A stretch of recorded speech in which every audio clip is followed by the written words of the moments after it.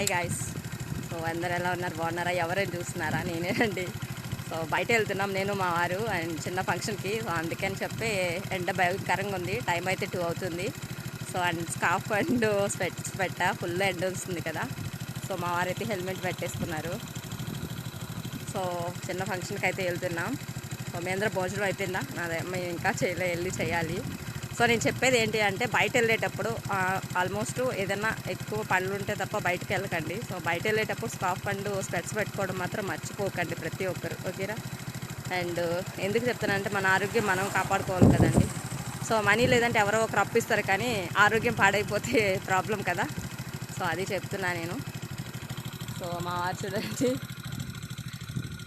So మా పిల్లలు అయితే మా అమ్మ దగ్గర ఉన్నారు, హాలిడేస్ ఇచ్చేస్తారు కదా. నేను మా వారైతే ఒక చిన్న ఫంక్షన్కి కంపల్సరీ వెళ్ళాలి కాబట్టి అందుకనే వెళ్తున్నా.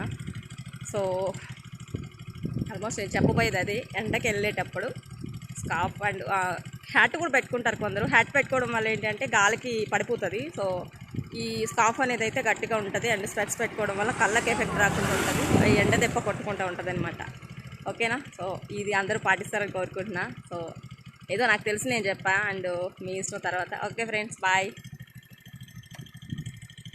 Take care.